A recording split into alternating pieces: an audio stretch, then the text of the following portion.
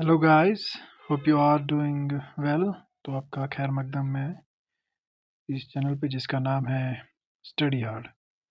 तो आज जो हम टॉपिक डिस्कस करने वाले हैं वो है Kashmir and it's pre history of Kashmir में जो चार सब टॉपिक्स हम डिस्कस करने वाले हैं वो है Kashmir and it's geological formation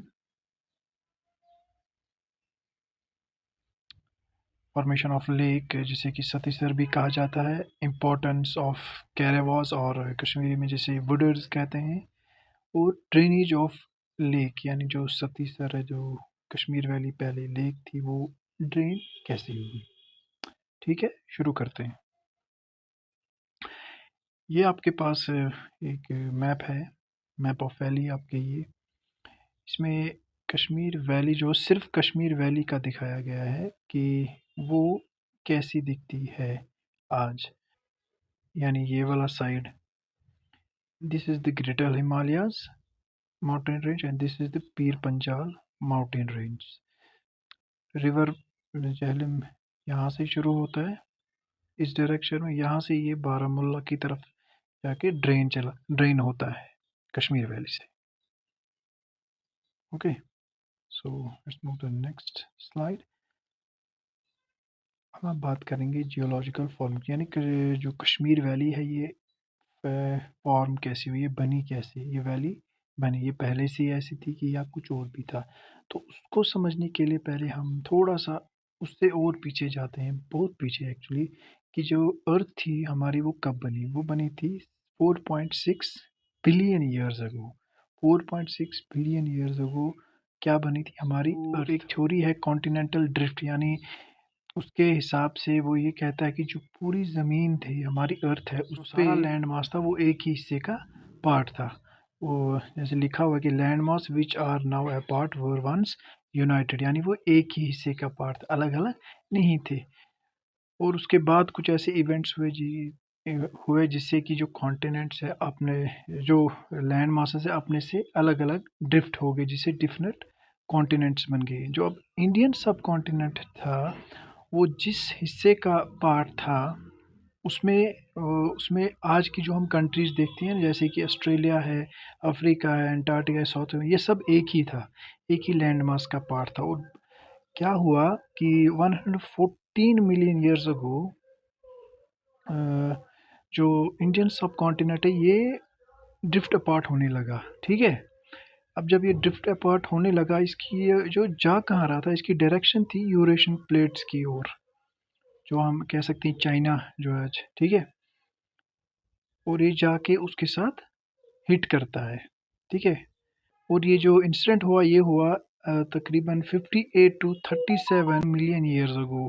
यानी जो इंडियन प्लेट था वो ड्रिफ्ट करता है अपनी पोजीशन से और जाके हिट करता है किसको, यूरेशियन प्लेट को। अब जब ये दो प्लेट्स आपस में हिट करते हैं, कोलाइड करते हैं, तो रिजल्ट क्या होता है? रिजल्ट होता है हिमालयास, यानी क्रिएशन ऑफ द हिमालयाज यहीं से होती है। यानी 65 मिलियन ईयर्स अगो हमारे जो हिमालयाज है वो क्रिएट होना शुरू हो जाते हैं। क्यों? क्योंकि collision of Indian plate and Eurasian plate. आप ये कह सकते हैं कि Himalayas were the result of the collision of Indian plate and Eurasian plate. Okay, अब क्या हुआ, अब हिमालयाज बन गए हैं। ठीक है, 65 मिलियन ईयर्स को प्रोसेस शुरू और ये चलता रहा। ये एक अचानक से नहीं बने, हिट किया और पहाड़ बन गए, नहीं।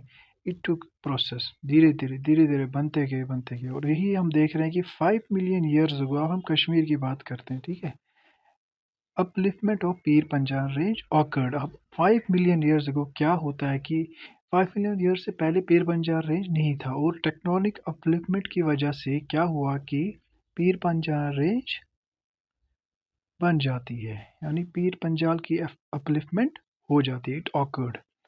और ये 2 बार हुआ, यानी पीर पंजाल की अपलिफ्टमेंट कितनी बार हुई? 2 बार, between 4 to 3.5 million years ago. अब ये बात आपको समझनी पड़ेगी, जो ग्रेटर हिमालयाज है वो पीर पंजाल रेंज से पुराना है। ठीक है, अब पीर पंजाल को हम कितना पुराना मानेंगे, 4 मिलियन ईयर्स, ठीक है। लेकिन जो ग्रेटर हिमालय है वो उससे पहले ही, आप कह सकते हैं कि जैसे हिमालयाज बन रहा था उसी के साथ साथ ग्रेटर हिमालयाज भी बन रहा था या बन चुका है। लेकिन जो पीर पंजाल है वो यंगर है then greater Himalayas, so you should remember this point. अब यहाँ पर मैं दिखा रहा हूँ कि जो कॉन्टिनेंटल ड्रिफ्ट, इसमें आप देखिए कॉन्टिनेंटल ड्रिफ्ट पेंजिया इसको बोला, जो एक लैंड मास था इसको पेंजिया बोला जाता था, ठीक है। जब सारे जो कॉन्टिनेंट्स एक ही लैंड मास का पार्ट थे तो उसे पेंजिया कहते हैं। उसके बाद ये ड्रिफ्ट होते हैं, दो अलग हो जाते हैं और दो मासेस होते हैं, एक को लोरेशिया बोलते हैं, दूसरे को गोंडवाना, ठीक है। उसके बाद अलग हो जाते हैं और यहाँ पर आप देख रहे हैं कि मॉडर्न वर्ल्ड कैसा दिखता है। ये यहाँ पर हो गया हमारा इंडियन प्लेट, ये कैसे हिट कर रहा है, डायरेक्शन दिखा रहा है, यहाँ से जाके हिट करता है किसको, यूरेशियन प्लेट को।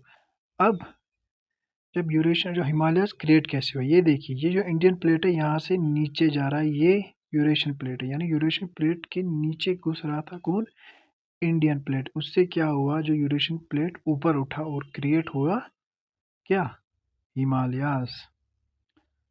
ओके, अब देखिए पीर पंजाल रेंज बन गया, ठीक है। आगे से पीर पंजाल है और दूसरे साइड से ग्रेटर हिमालय, ग्रेटर हिमालयाज आ जाता है नॉर्थ साइड में और साउदर्न साइड में आ जाता है पीर पंजाल, साउदर्न या साउथ वेस्ट बोल लीजिए, आ जाता है पीर पंजाल। अब जो बीच में जो जगह है ये एक वैली बन गई है, इसकी कोई इसका कोई ड्रेनेज सोर्स नहीं है।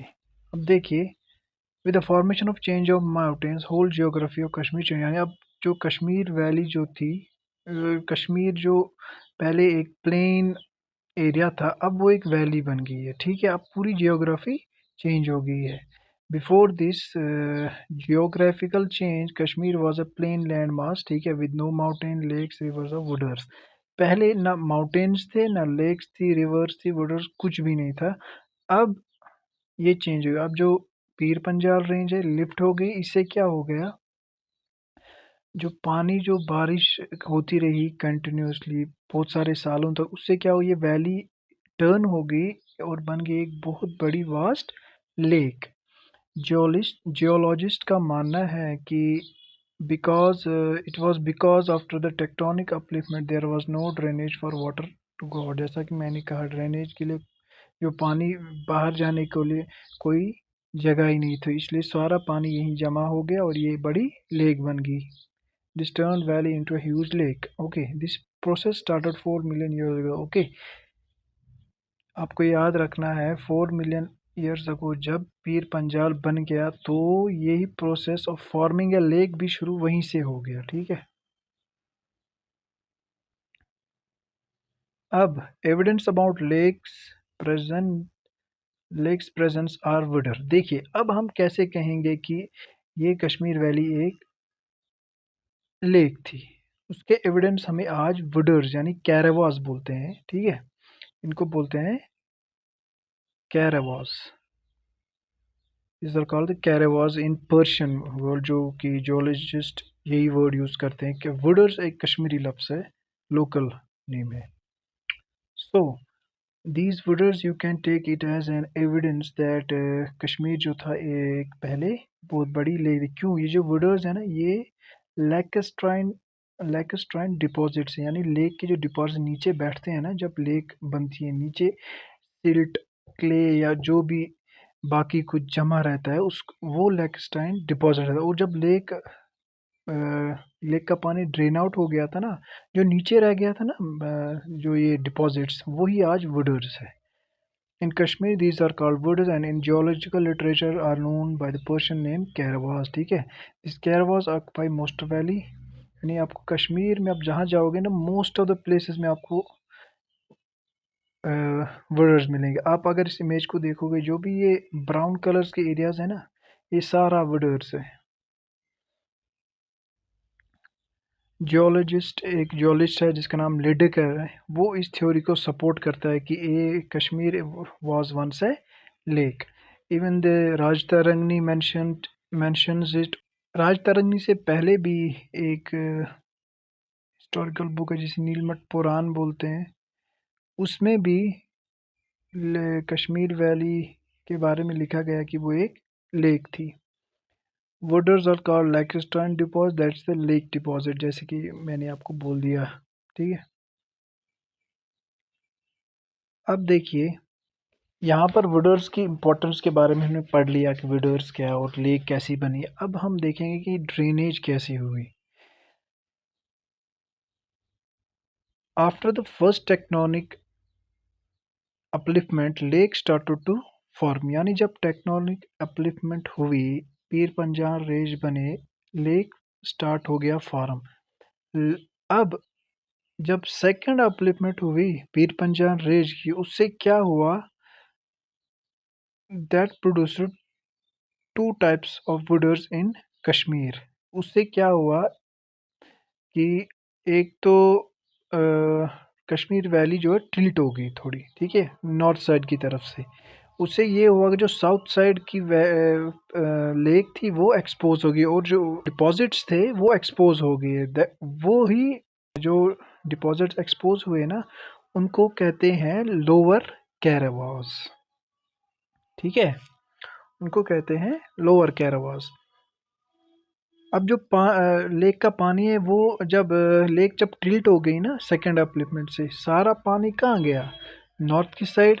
वहाँ पर ये हुआ कि जो बारामुल्ला है वहाँ पर ब्रीच हुआ, इसी सेकेंड अपलिफ्टमेंट के दौरान ब्रीच हुआ और पानी धीरे धीरे वहाँ से निकलना शुरू हो गया। अब जब पानी निकल रहा है, इट टुक सम टाइम कि पानी सारा निकल रहा है। अब जो अपर कैरावास है, इट्स एन अनदर टर्म, ये अपर कैरावास उसी नॉर्थ साइड में है जो कि बाद में एक्सपोज हुए जब लेक पूरी तरह ड्रेन हुई। तो those are called the upper karewas. अब डिफरेंस क्या है इनमें, the area which was occupied lake for longer period produced upper karewas. ठीक है, जो अपर कैरावास वही कैरावास है या एरिया है जो लेक ने ज़्यादा टाइम तक ऑक्यूपाई किया था।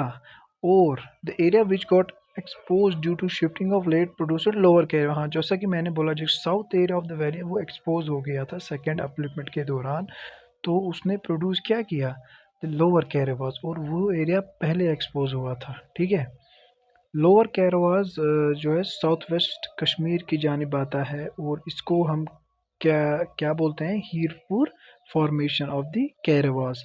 अपर karewas are situated in the middle and towards the north, mostly on the north and the north east side of the Kashmir. These are called the Nagam formation. ठीक है, डिफरेंस समझ आ गई अपर और लोअर में।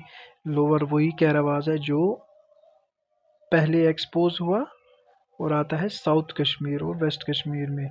अपर कैरावास हो गया जो towards the north and the north east side of the Kashmir, जो एक्सपोज लेटर बाद हुआ जब पहली पूरी तरह से ड्रेन आउट हो गई, तो उसे हम कहते हैं Nagam formation. Lake continue to exist, देखिए जो लेक है ना नॉर्थ साइड में एग्जिस्ट अभी भी करती थी, कब तक, जो प्लास्टोसीन टाइम है।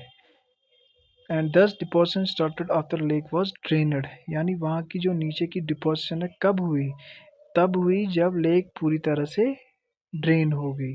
In the south lake deposit became expose much earlier and दस डिपॉजिट्स स्टार्टेड मच अर्लियर, यानी वहाँ जो है डिपोजिशन पहले ही स्टार्ट हो गई थी क्योंकि वो पहले ही एक्सपोज हो गया था। ये एक पिक्चर है कैरावास की, कैरावास कैसा दिखता है इस सेक्शन में। ये सॉइल एक्सट्रैक्शन की वजह से यहाँ पर आपको सेक्शन दिख रहे हैं, ये सारा कैरावास है।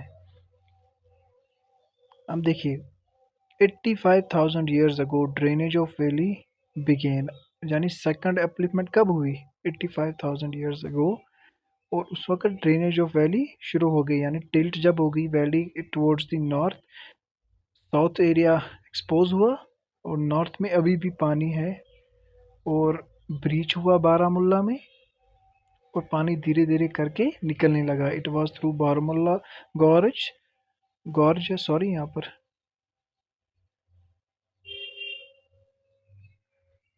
Baramulla Gorge in north. It drains slowly and gradually through river Jhelum, which emerges once water level reduces. यानी जो अब ये पानी निकल रहा है धीरे धीरे धीरे धीरे, और जैसे ही पानी निकल रहा है ना बाहर, अब एक रिवर इमर्ज हो रहा है फ्रॉम साउथ टू नॉर्थ, के उसी डायरेक्शन में जहाँ से पानी निकल रहा है एक रिवर इमर्ज हो रहा है। वो इमर्ज रिवर कौन है? यही झेलम, जिसे कश्मीरी में हम क्या बोलते हैं? With land which first appears was wudars, यानी जो लैंड पहले हमें दिखा ना after the drainage of valley, वो लैंड उनको हम क्या बोलते हैं? Wudars. It is these wudars और karewas which bear the earliest evidence of human habitation on valley floor. हाँ, अब वैली फ्लोर पे, अब देख में वैली फ्लोर की माउंटेन्स की बात नहीं हो रही है, वैली फ्लोर की बात हो रही है कि वैली फ्लोर पे अगर हमें ह्यूमन हैबिटेशन के एविडेंस मिलते हैं ना, वो पहले वो इन्हीं कैरेवास में मिलते हैं। अब ये यहाँ पर नियोलिथिक टाइम की बात हो रही है। अब एग्जाम्पल है हमारे पास पुरजहम है, गुफक्राल है, सिम्पथन भी आप ले सकते हैं, ठीक है। ऐसे बहुत सारे साइड से, और मागम ले सकते हैं आप। अब देखते हैं जो फोकलोर है वो क्या कहता है कश्मीर के जियोलॉजिकल पास्ट में। हमने नीलमत पुराण की बात करते हैं। नीलमत पुराण कहता है कि जो कश्मीर था वो 6 मिलियन ईयर्स को क्या था? एक लेक था।